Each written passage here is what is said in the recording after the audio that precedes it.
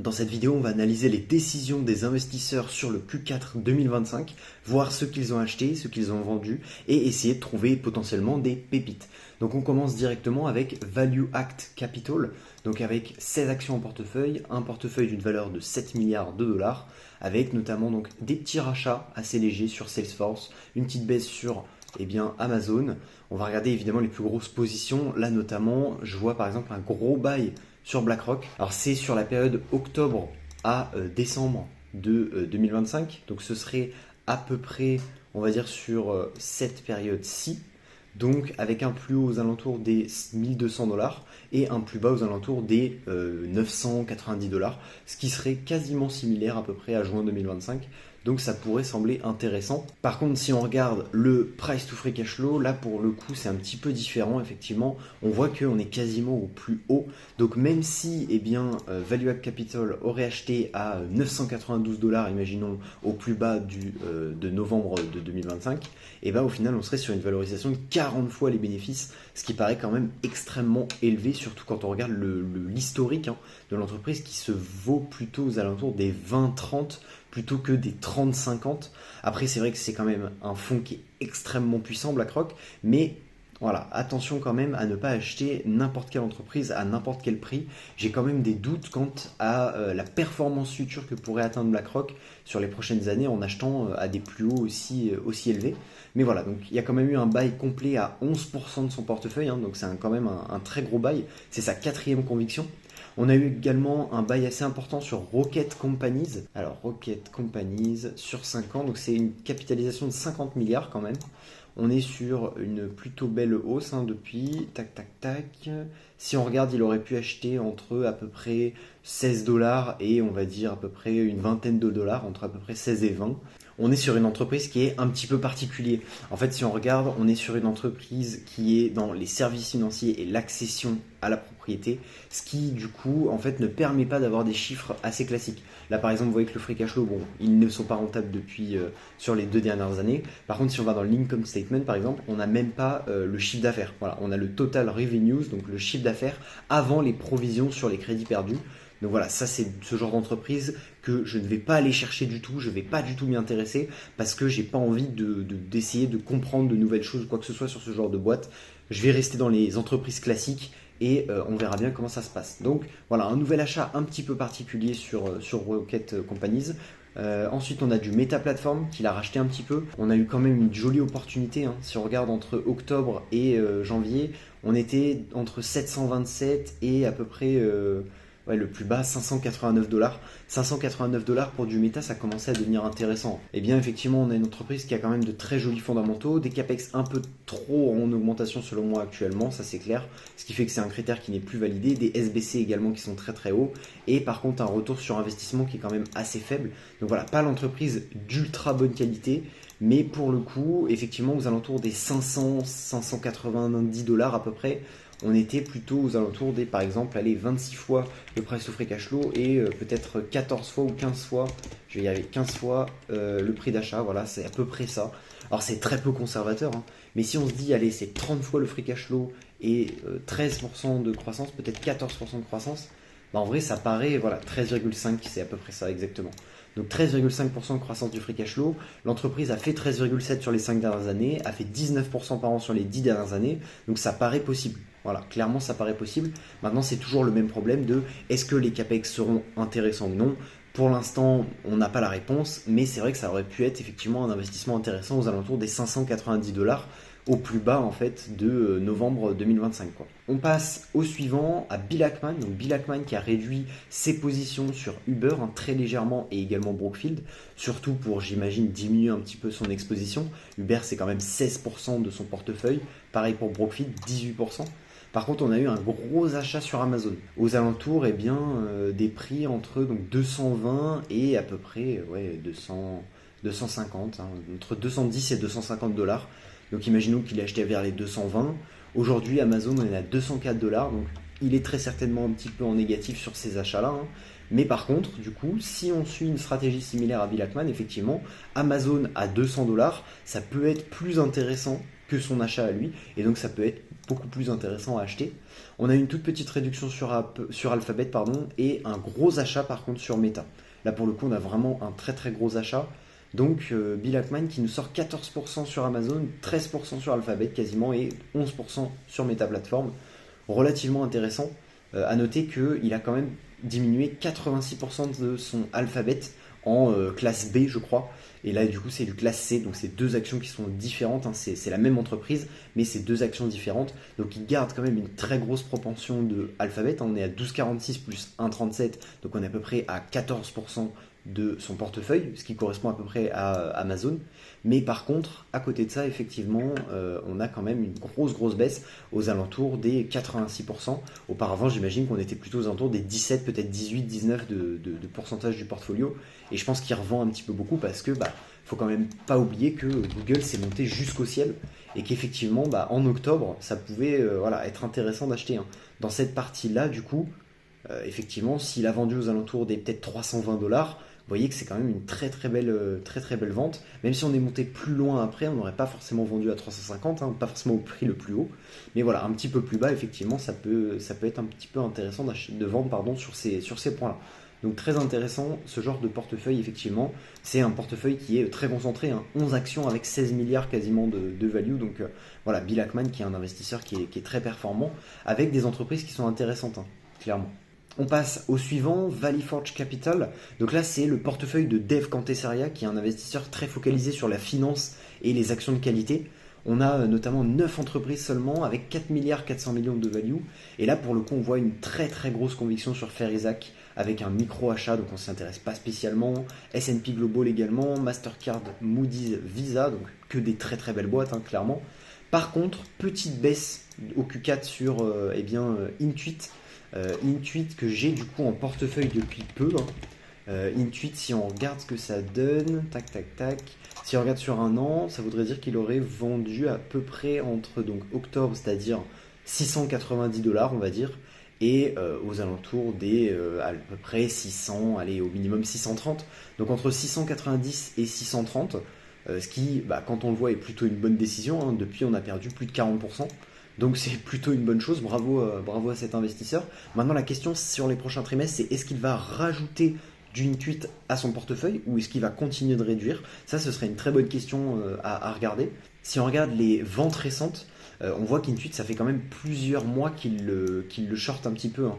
Comme on voit là, ça fait déjà 5 trimestres d'affilée qu'ils vont Intuit. Après, si on regarde depuis le Q4 2024, donc en fait depuis l'année dernière, hein, tout simplement, donc c'était octobre 2024, vous voyez que effectivement on est sur des valorisations qui sont très très fortes. On a toujours été aux alentours des entre 560 et 780. Voilà, si on regarde également le price to free cash flow, donc la valorisation de l'entreprise, on va voir, je pense, un price to free cash flow qui devait être quand même très élevé, hein. Donc on se rappelle, on a dit octobre 2024, donc on est à peu près dans ce coin-là, hein. Donc on était aux alentours des 35, 29. On était plutôt aux alentours des plus de 30, quoi.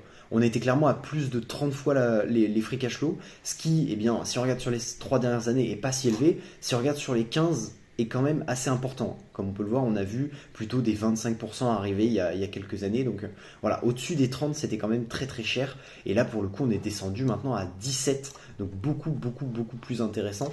Là, pour le coup, Intuit, qui est donc du coup une action de très belle qualité, hein, comme on peut le voir, qui répond à tous mes critères, peut effectivement sembler être une entreprise bien plus intéressante. Si on regarde le prix actuel à 380 $, on pourrait se dire par exemple un price to free cash flow de 20, ce qui est quand même déjà intéressant parce que c'est une très belle boîte pour le coup. Et on aurait peut-être un price to free cash flow aux alentours des 8% de croissance, hein. 8% de croissance, sachant que dans le passé on a plutôt fait 15, 20 et 30 en accélération. Donc 8% de croissance, c'est quand même ultra conservateur. Donc j'estime que Intuit, si on valide la valorisation comme on vient de le faire là, qu'on valide les fondamentaux parce que c'est des fondamentaux qui sont magnifiques, et qu'en plus de ça on trouve que le business est de belle qualité, là évidemment il faut faire ses recherches, mais ça peut être effectivement une action intéressante à acheter. Donc j'ai très hâte de savoir si il va racheter du Intuit sur le prochain trimestre, sachant que son dernier achat date du Q1 2023. Le Q1 2023, c'était donc aux alentours de janvier 2023 à peu près mars-avril 2023, donc aux alentours des 390-400 dollars, c'est-à-dire les prix actuels. Ce serait intéressant de savoir s'il a l'intention de racheter du Intuit ou non. Si on regarde la suite de son portefeuille, est-ce qu'on a de gros changements? Pas spécialement, après on a très peu d'ASML, très peu de MSCI, très peu de Equifax, mais voilà, des petits rachats de temps en temps. On passe au suivant, Warren Buffett, très connu maintenant. Voilà, donc il réduit encore Apple un petit peu, hein, on est à 22,6% encore de son portefeuille sur Apple, c'est énorme, hein. Mais voilà, il vend un petit peu au fur et à mesure. Bank of America, c'est pareil, il vend un petit peu, Chevron il achète, Chubb il achète un petit peu, Chubb c'est dans l'assurance, Chevron c'est dans le pétrole. Sinon c'est des petites baisses, on a un achat de 12% sur Domino's Pizza, mais ça représente pas grand chose, hein, c'est 0,5% de son portefeuille, même si évidemment c'est un portefeuille de 274 milliards, pardon. Donc il y a énormément de value sur du Domino's Pizza. Et après, sinon, les grosses positions, c'est réduction sur Amazon. Donc là, à l'inverse, Warren Buffett qui décide, lui, de tracher Amazon, hein, clairement. Donc lui, il a vendu justement aux alentours des 220-230, donc qui, sur du court terme, semble être plutôt une bonne décision par rapport à ce qui s'est passé. Maintenant, sur du moyen long terme, c'est vrai que ça me surprend un peu plus. J'ai pas de Amazon dans le portefeuille, mais ça me semble pas fou d'en avoir, honnêtement. Donc voilà, il faudrait voir un petit peu. Si on regarde la valorisation, alors le seul problème c'est qu'avec Amazon c'est compliqué de regarder le price to free cash flow et également le PER, hein, c'est très compliqué. Voilà, on voit 290 de price to free cash flow alors qu'en soi on n'est pas si élevé que ça en termes de PER par exemple. Mais si on regarde par exemple le prix par rapport aux ventes, là on voit qu'on est quand même relativement intéressant sur les 20 dernières années. Alors on est un petit peu haut quand même, hein. Voilà. Mais la croissance est assez forte, donc c'est peut-être pour ça aussi. Auparavant, l'e-commerce ne menait pas à autant de croissance. Là, aujourd'hui, on a une croissance qui est un peu plus intéressante avec un price to sales à 3. On avait vu beaucoup plus faible, évidemment, en 2023, mais c'était une opportunité de malade. Et sinon, depuis 2015-2016, hein, depuis 2016, on est à peu près aux alentours des 3, donc ça paraît pas non plus terrifiant. Comme achat aujourd'hui. Donc le fait qu'ils vendent, je pense que c'est vraiment dû au CAPEX, clairement au CAPEX qu'il a décidé de tracher complètement. Donc voilà, je pense que c'est dû à ça. Après, ça représente 0,19% de son portefeuille, donc il a quand même une part dans Amazon encore, mais qui a été fortement réduit. Et si on regarde, il a fait un achat à 0,13% de son portefeuille, c'est New York Times. Donc New York Times, on va regarder ce que ça donne. Donc du coup, j'ai regroupé toutes les métriques à regarder. On va se lire ça petit à petit. Si on regarde déjà le total de chiffre d'affaires, comme on peut le voir, on a une croissance qui est assez faible quand même, hein. On n'est pas sur une croissance de malade sur les 10 dernières années. Comme on peut le voir ici, on est à 5% de croissance sur les 10 dernières années. C'est pas exceptionnel, mais en même temps, c'est de la vente de journaux, hein. New York Times, c'est pas non plus le truc de fou. Donc ça m'étonne pas effectivement qu'on ait une augmentation du chiffre d'affaires qui est très légère. Si on regarde après le free cash flow, là on voit que le free cash flow il est un peu plus stagnant. Par contre, il a une croissance qui est bien plus élevée, hein, 32% de croissance du free cash flow. Donc ça veut dire amélioration de la rentabilité par rapport au chiffre d'affaires. Donc si l'entreprise continue comme ça peut être très intéressant. On a à côté de ça une dette nette qui est négative, donc pas de dette, il y a plus de cash que de dette, donc ça c'est plutôt intéressant. On a également des plutôt rachats d'actions, comme on peut le voir. On était monté donc 161, 162, 166, 67, 67. Et puis donc depuis 2021, on a plutôt des rachats d'actions qui sont assez faibles, mais ça reste des rachats d'actions. Donc pour le coup, c'est quand même plutôt intéressant là-dessus. La grosse margin qui a bien chuté entre 2017 et 2018, clairement. Depuis, on est plutôt aux alentours des 45-50, mais on est en petite augmentation, donc on reprend un peu de marge brute. Plus de 40% de marge brute, c'est clairement un critère validé, donc ça c'est good. Par contre, marge opérationnelle et marge nette, c'est un petit peu faible, mais c'est pas non plus la fin du monde. Voilà, c'est pas un red flag, c'est plutôt un petit carton jaune. Donc c'est plutôt intéressant là comme ça. Et ensuite on a évidemment les share-based compensations, donc qui sont les rémunérations en actions aux salariés. Là pour le coup ça augmente petit à petit chaque année, mais par rapport au free cash flow on est quand même assez faible, hein. On est aux alentours des plutôt 15-20% de free cash flow qui sont donnés aux salariés. Donc ça ne me choque pas tant que ça. Pour moi c'est pas l'entreprise du siècle, honnêtement. J'aurais du mal à me diriger sur ce genre d'entreprise pour la simple et bonne raison que l'aspect qualitatif du business, je pense pas qu'il soit extraordinaire, même si je pense que c'est très résilient, hein, parce que ça fait des dizaines et des dizaines d'années que ça existe. Donc pour le coup ça peut être intéressant, mais est-ce que vraiment j'ai envie de me balader là-dessus? Faudrait que je vois un petit peu New York Times, quelle est la valorisation, à combien ça se paye. Aujourd'hui, alors on a un price to sales de 4,46, qui est plus élevé qu'Amazon. Et on a un price to free cash flow à 23. On voit que c'est plutôt une faible valorisation hein, par rapport à l'avenir, surtout que lui, au passé, pardon, surtout que lui, il l'a acheté entre octobre et janvier. Donc à un prix peut-être aux alentours des 50-55 dollars à peu près, enfin 55-60 peut-être. Donc un prix qui était peut-être un petit peu plus intéressant, et aujourd'hui il aurait déjà fait plus 30% de performance, hein, de loin. Donc ça peut être intéressant, mais j'avoue que à 23 fois le free cash flow, ça m'embête un petit peu. J'ai quand même du mal à aller sur ce genre d'entreprise. Ça me paraît un petit peu trop faible comme croissance. Mais bon, ça paraît être quand même un investissement qui est réfléchi. Et ça m'étonne pas évidemment de Warren Buffett et surtout de Berkshire Hathaway en règle générale. On passe à l'investisseur suivant, Chris Owen, nombre d'actions 9 avec une value de 53,6 milliards de dollars. Donc là aussi on voit un portefeuille très concentré, hein, avec notamment une toute petite réduction sur Visa, des petits achats sur Microsoft et S&P Global, petite vente sur Canadian Pacific Kansas et une grosse vente sur Canadian Natal Railway, donc j'imagine des transports ferroviaires. Alors il a plutôt vendu sur un bottom, hein, effectivement. Comme on le voit ici, sur les 5 dernières années, on est plutôt très très bas. Donc il aurait vendu entre, on a dit donc, octobre, donc potentiellement 96 et jusqu'à potentiellement 98. Donc, voilà, le plus haut 98 dollars il aurait vendu et le plus bas à 90. C'est dommage, hein, s'il n'avait pas vendu, aujourd'hui on aurait fait plus 11%. Voilà, après j'imagine que c'est aussi une part de macroéconomique peut-être, je ne sais pas. Mais en tout cas voilà, pour le coup c'est peut-être pas la meilleure décision d'investissement qu'il ait faite. Après il a peut-être récupéré ce cash pour l'allouer par exemple sur du S&P Global et du Ferrovial, qui sont peut-être pour lui des meilleures convictions. Voilà, ce serait à connaître, sachant que S&P Global aujourd'hui on a bien chuté hein, à cause de l'IA toujours, l'IA qui nous détruit certaines entreprises, notamment les logiciels et certaines entreprises financières. Si on regarde sur les 5 dernières années, on avait par exemple depuis juillet 2024 S&P qui stagnait quand même pas mal, aux alentours des 500 dollars. Et puis là, on a perdu quand même plus 23%, 24% quasiment. Hein. Sachant que si on regarde ce que ça donne, S&P Global, c'est tous mes critères validés, donc très intéressant. Et une valorisation qui est quand même assez prudente, hein, on va dire ça comme ça. Vous voyez que si on veut faire 13% de performance sur cette entreprise, il faudrait quand même acheter assez faible. Hein. Donc là, si on a ces hypothèses-là, on serait quand même surévalué à hauteur de 16%. On peut peut-être essayer de remonter à 10% de croissance du free cash flow et monter à 30%, parce que ça reste un très beau business. Allez, on va dire 28 peut-être. Voilà. 28 et 10% de croissance du free cash flow, on serait sur un prix optimal. Alors 28 de free cash flow, on serait quand même assez cher, je pense, mais ça reste quand même un business qui est extrêmement résilient à S&P Global. Là, si on regarde actuellement, on est à 23, et sur les 10 dernières années, on va diminuer un petit peu, voilà. On est quand même très souvent au-dessus des 20, ça c'est clair, même j'ai envie de vous dire, on n'a jamais été en dessous des 20, donc c'est très intéressant, là on est à 23, donc assez peu cher comparé à d'habitude. Par contre, voilà, depuis 2021, on est quasiment tout le temps au-dessus des 30, donc voilà, tout alentour des 23, ça peut être un prix intéressant. J'ai quand même du mal à mettre 28-30, ça me paraît être trop optimiste.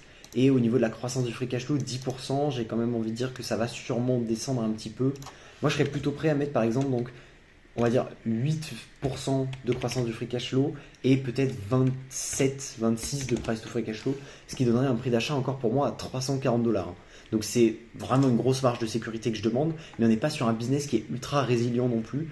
Donc voilà, c'est très gros motte, mais très faible croissance pour le coup. J'ai peur en tout cas que ce soit très faible croissance. Donc à voir ce que ça donnera pour S&P Global. Mais en tout cas, c'est plutôt un achat du coup pour Chris Owen. On passe au prochain, on va sur Terry Smith. Donc avec son Found Smith, 37 actions, 17 milliards de dollars. On a énormément de réductions, comme on peut le voir, surtout sur ces grosses actions. Donc est-ce qu'il a souhaité du cash pour racheter d'autres choses? Non, pas spécialement, parce que les achats qu'il a fait, c'est des petits achats. Donc je pense qu'il aurait pu le faire sans vendre autant. Donc c'est une bonne question. Si on regarde les grosses réductions, est-ce qu'il en a réellement? Alors il a réduit 28% sur IDEX. IDEX qui est une entreprise qui s'achète toujours très cher. Donc est-ce qu'il l'a vendu très cher? Oui, plutôt. Comme on peut le voir, entre octobre et janvier, on est aux alentours des 630 à potentiellement 766 dollars. S'il a vendu aux alentours des plus de 700 dollars, effectivement, ça peut être une très belle vente parce que pour le coup, IDEX, c'est une entreprise qui est extrêmement chère. Vraiment, si on regarde là, on a un price free cash flow de 54, mais si on regarde sur les 15 dernières années, on a très rarement été en dessous des 25, j'ai même envie de dire, on n'a jamais été sur les 15 dernières années en dessous des 25, ce qui est quand même extrêmement surprenant. Et en dessous des 30, je suis pas sûr qu'on l'ait été très très souvent, hein, pour le coup. Donc là, par exemple, si on regarde les 5 dernières années, on n'a jamais été en dessous des 30. Le minimum qu'on a eu, c'est 40, quoi. Donc pour le coup, effectivement, ça me paraît être une vente plutôt intelligente de la part de Terry Smith. Ensuite, on a un petit peu de vente sur Visa Marriott, on a une grosse vente sur Alphabet. Donc là, on en a parlé tout à l'heure, ça me paraît être également une vente qui est assez intéressante. Pour le coup, Alphabet, qui est une entreprise qui se vaut très cher aujourd'hui. Pareil pour Microsoft, je comprends la baisse. Après, alors attention, est-ce qu'il nous a vendu en pleine panique ou pas du tout?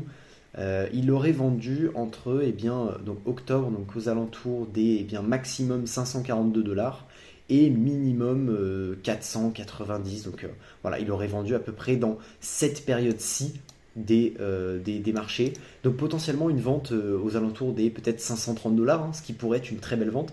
Par contre, s'il a vendu un petit peu plus faiblement aux alentours des 490, là effectivement ça peut être peut-être un peu plus à nuancer. C'est peut-être pas le meilleur move qu'il ait fait. Ensuite, il a revendu un petit peu de Philip Morris, un petit peu de ceci. Il a revendu pas mal de Fortinet. Ça me surprend pour le coup. Sur un an, entre octobre du coup et janvier, il aurait revendu dans cette donnée-là. Si on regarde sur un an, on se dit pas que c'est fou, mais si on regarde sur 5 ans, il a vendu ici. Ça me paraît bizarre parce que Fortinet nous sort de très beaux chiffres. Donc moi, j'estime que ça pourrait être une entreprise qui est plutôt intéressante. Regardez, hein, si on va par exemple sur la valorisation de Fortinet, déjà, on a une valorisation qui est à 27. Si on regarde les 10 dernières années, c'est assez haut, mais en même temps, on a quand même de très beaux catalyseurs à la hausse, donc ça me paraît pas si haut que ça finalement. Et si on regarde évidemment Fortinet en termes de fondamentaux, on va avoir une entreprise avec des fondamentaux qui sont magnifiques et surtout une valorisation qui me paraît pas si chère que ça, hein. Si on entre un petit peu tous les critères et qu'on lui dit pour faire 13% de croissance, il faudrait qu'elle nous fasse par exemple 12% de croissance du free cash flow et un price to free cash flow à 26. Voilà. On pourrait même descendre peut-être à 11,5. Voilà, très bien. Donc 26 de price to free cash flow, sachant que comme on a vu 26, c'est à peu près ici.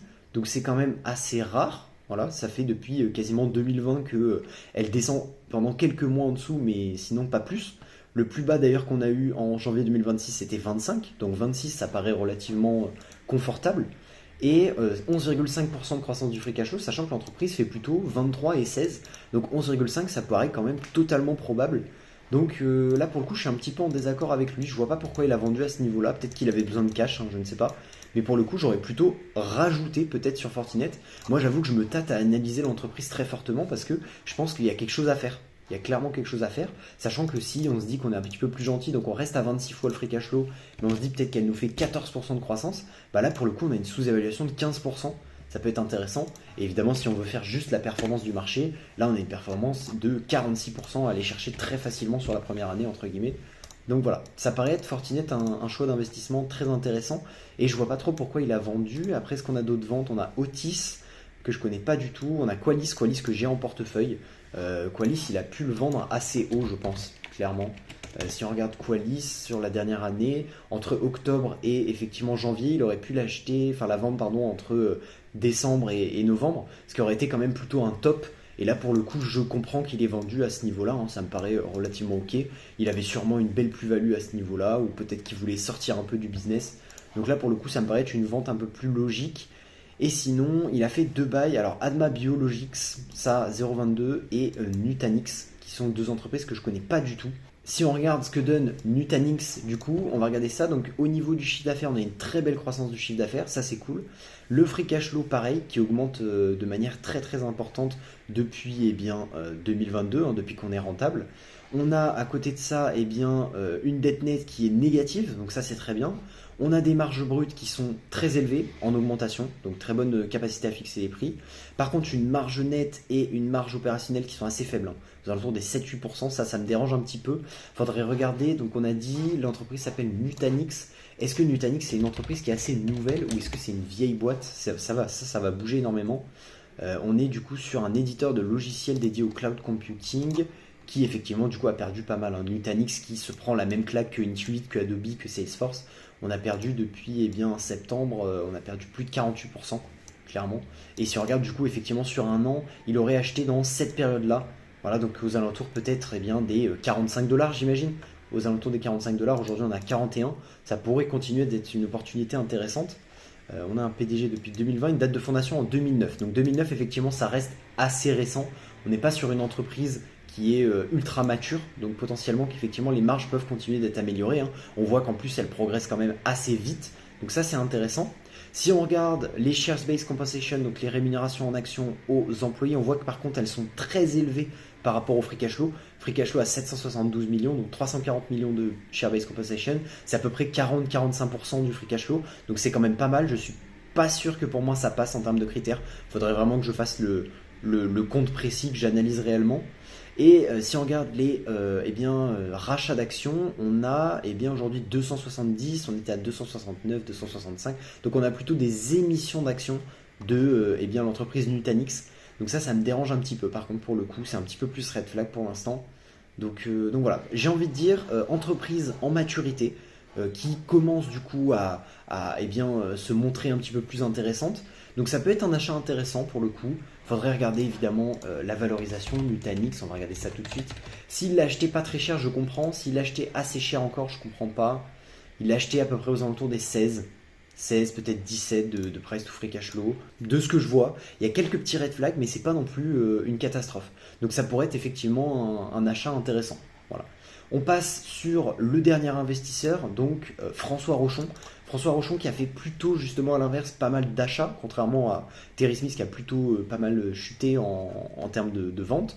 Il nous a vendu un petit peu de Berkshire Hathaway, il nous a vendu un petit peu de Amtech. Après on a des tout petits achats, on a un gros achat sur Kinsale Capital, un gros achat sur Walt Disney, un gros achat sur Brown & Brown. Est-ce que vraiment par exemple du Walt Disney ça pourrait être un achat intéressant? Effectivement peut-être qu'il en a profité aux alentours des 100 $ peut-être, mais depuis on est un petit peu flat, hein. On a fait plus 2, 3, 4%. Donc voilà, peut-être qu'il en a acheté aux alentours des 100 $, ça a remonté un petit peu, il était content et puis voilà. Mais pour le coup, est-ce que vraiment une position sur Walt Disney à hauteur de 2% de son portefeuille? Voilà, et je pense qu'il y a mieux quand même à aller chercher que du Walt Disney pour le coup. Après c'est peut-être un achat coup de cœur, hein, clairement. Et sinon, il nous a acheté du Bright Horizons Family Solutions. Si on regarde sur un an, effectivement, donc plutôt une baisse de l'action, même si depuis on a pas mal de baissé, hein. Donc là, actuellement, François Rochon qui est pas mal en négatif, hein, sur cette entreprise-là. Si on regarde sur 5 ans, on est très stable. Sur du long terme, c'est très moyen comme cours de son action, pour le coup. Ça, c'est très très moyen. Et si on regarde, donc c'est une entreprise fournisseur de services de garde d'enfants basé aux États-Unis et le plus grand fournisseur de services de garde d'enfants parrainé par l'employeur. Ok, donc potentiellement que ça se trouve il a un gosse et qu'il l'a fait là-bas et qu'il kiffe et donc peut-être qu'il investit là-dessus. Si on regarde un petit peu les chiffres, c'est ça qui va nous intéresser. Donc au niveau du chiffre d'affaires, on a un chiffre d'affaires qui est en constante augmentation, hein, plutôt, donc ça c'est pas mal intéressant. Un free cash flow qui pour le coup par contre est assez stagnant quand même, hein. On a quand même fait x2 en 10 ans, mais c'est pas beaucoup en soi. Donc assez stagnant le free cash flow, ça c'est un petit peu dérangeant, surtout que comparé au chiffre d'affaires, on a de toutes petites marges pour le coup. On a des charge-based compensation qui sont assez faibles, donc ça c'est pas un souci. Des marges brutes très très faibles pour le coup, hein, de 20% à peu près de marge brute. C'est un peu dérangeant, surtout qu'on est plutôt en stagnation, on aurait aimé de l'augmentation au niveau des marges. Pareil pour la marge opérationnelle et nette, par contre la marge opérationnelle qui augmente un petit peu sur les 5 dernières années, hein. Après si on regarde sur du long terme, on est plutôt en baisse justement. Donc voilà, pas pour le coup une entreprise très intéressante, surtout qu'on regardait, on a quand même beaucoup de dettes, hein. 2 milliards de dettes, 1,6 milliard actuellement, pour un free cash flow de 259 millions, donc pour moi ça c'est red flag direct. Donc là je ne sais pas forcément pourquoi il va se diriger là-dessus, François Rochon. Peut-être comme je le disais qu'il a un enfant et qu'il a décidé d'aller le mettre à la crèche là-bas, hein, clairement. Enfin, si on s'attarde à mes actions, donc Adobe, on va regarder qui a acheté et vendu les actions au Q4 2025. Si on regarde les achats, on a eu 4 investisseurs, même 5 investisseurs qui ont rajouté, avec quand même des beaux pourcentages de rachats, avec un buy pour Lee Hensley, donc Maverick Capital. Alors après, ça reste des petits pourcentages sur les portfolios, hein, comme on peut le voir. Par exemple, Maverick Capital, il a quand même 178 actions. Donc le fait qu'il achète Adobe, au final, c'est pas une très grosse conviction selon moi. Mais ça reste un achat, donc ça reste quand même intéressant. Et au niveau des vendeurs, on a également 5 vendeurs. Avec du coup Pollen Capital qui avait 0,76%, qui a vendu 28%. Voilà, c'est pas des ventes à 100%, sauf pour Thomas Gainer. Thomas Gainer qui a 128 actions dans son portefeuille, qui a décidé de liquider totalement sa position sur Adobe. Mais là, pour le coup, c'est vraiment des petits porteurs, hein. Il n'y a pas beaucoup de gros investisseurs Adobe qui ont décidé de vendre. Donc, pas grand-chose à savoir là-dessus. Si on regarde Intuit, on a eu 3 achats avec Torrey Funds qui a acheté quand même 2,20%. Donc, belle conviction pour le coup. Si on regarde 2,20%, c'est littéralement la 20e conviction de son portefeuille. Donc si on regarde les 20 premières actions, Intuit fait partie du portefeuille de Torrey Funds, un portefeuille qui a 93 actions quand même, et 651 millions par contre de portefeuille value, donc c'est assez faible. 2,20, en soi s'il décide de continuer de racheter, ça peut très vite monter à 3 ou 3,5%, donc ça pourrait être une grosse conviction quand même. Si on retourne sur les autres, on a également donc Terry Smith qui nous a racheté du Intuit, mais par contre c'est très léger, hein, 0,08%, c'est un tout petit achat, et Lee Hensley, donc de Maverick Capital également, a une position de 0,05 sur son portefeuille, même s'il a ajouté plus 1570%, c'est extrêmement faible. Si on regarde au niveau des ventes, est-ce qu'on a eu pas mal de vendeurs? On en a eu, oui, beaucoup, hein, 3, 6, 9, on a eu 9 vendeurs. Alors on se rappelle, hein, Intuit c'était quasiment au plus haut, aux alentours des 600-700 $, aujourd'hui on est à 380, donc c'est pas du tout représentatif du moment où moi je l'ai acheté personnellement. Je l'ai acheté beaucoup moins cher, mais pour le coup, effectivement, il y avait quand même pas mal de ventes et on voit que c'était déjà le cas auparavant. Pour moi, j'estime que c'est plutôt des ventes qui sont assez logiques, donc on peut passer à la suite. Si on regarde du coup Medpace, donc on a très peu d'investisseurs de base, on en a seulement 4. On a François Rochon qui a rajouté un petit peu, 0,03, c'est très faible, mais ça reste un petit achat. Et on a 2 ventes de Terry Smith qui vend quand même 35% de sa position dessus, avec donc 0,15% sur son changement de portefeuille, et Pollen Capital 12%. Pour le coup, j'ai plus tendance à croire Terry Smith pour la simple et bonne raison qu'aujourd'hui, Medpace, si on regarde entre septembre et janvier, c'est quand même pas un très bon achat à faire. On a explosé de plus de, entre juillet et octobre, on a explosé de plus de 70%. Est-ce que vraiment ici j'ai envie de l'acheter? Moi personnellement, j'aurais pas acheté aux alentours des 500 $. Et effectivement, aujourd'hui, on est plutôt aux alentours des 440, 450. Donc, c'est plutôt effectivement une belle vente de la part de Terry Smith et pas forcément un bel achat de la part de François Rochon. Ensuite, Qualys, si on regarde les achats, on a Torrey Funds également qui rachète du Qualys. Pareil, très petite position, hein, 0,05% du portefeuille. Donc pas un très très gros achat, même si ça représente 22% en plus. Et au niveau des ventes, on a Terry Smith également qui nous vend Qualys, on l'a vu tout à l'heure.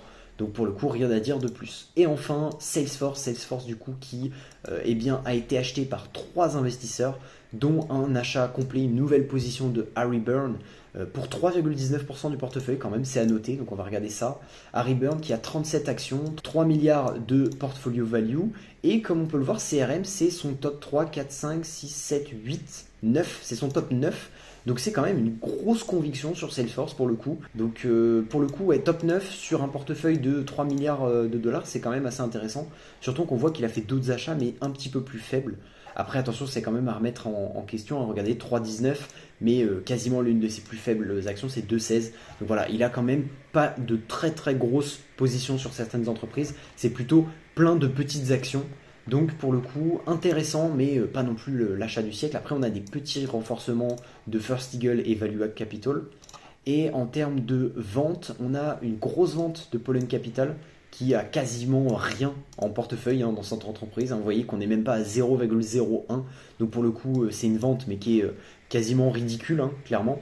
Hillman qui a fait 0,50, une petite réduction de 18%, et puis c'est tout. Donc voilà, des mouvements très intéressants, des décisions d'investissement qui sont plutôt bonnes pour certains, plutôt mauvaises pour d'autres, on a l'impression. Donc on reste sur un marché quand même très incertain, mais pour le coup c'est très cool. Donc on a pu découvrir de beaux investissements, de nouvelles entreprises, je pense notamment à Nutanix par exemple, qui pourrait être une opportunité, ou également à d'autres boîtes qu'on a vues dans cette vidéo, Fortinet par exemple, qui pourraient être de futurs achats.